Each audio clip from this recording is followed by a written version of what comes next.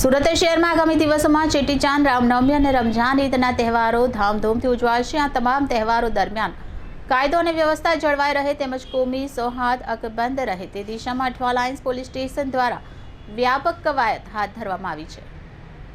સુરત શહેરમાં આગામી દિવસોમાં ચેટીચાંદ, રામનવમી અને રમઝાન ઈદના તહેવાર ઉપરાંત મુસ્લિમ સમાજનો પવિત્ર રમઝાન માસ ચાલી રહ્યો છે। આ તહેવાર દરમિયાન કોમી એકતા જળવાઈ રહે અને કોઈ અનિચ્છનીય બનાવ ન બને તે માટે પોલીસ કમિશનર અનુપમસિંહ ગેહલોતના માર્ગદર્શન હેઠળ વિશેષ તકેદારીના ભાગરૂપે અઠવા લાઇન્સ પોલીસ દ્વારા આજે સાંજે ફૂટ પેટ્રોલિંગ હાથ ધરવામાં આવ્યું।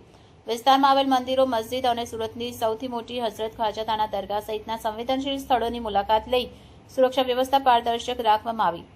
અધિક police commissioner sector 2 Mahendra Bagadiya અને ડીસીપી ડોક્ટર નિધિ ઠાકુરના માર્ગદર્શન હેઠળ પીઆઈઆઈએમ હુદડ અને તેમની ટીમે Sagar hotel, new Khwajadana road, Momnawad, Sagrampura, Hindu garden colony સહિતના વિસ્તારોમાં પેટ્રોલિંગ કરી લોકોને શાંતિ જાળવવા અપીલ કરી હતી।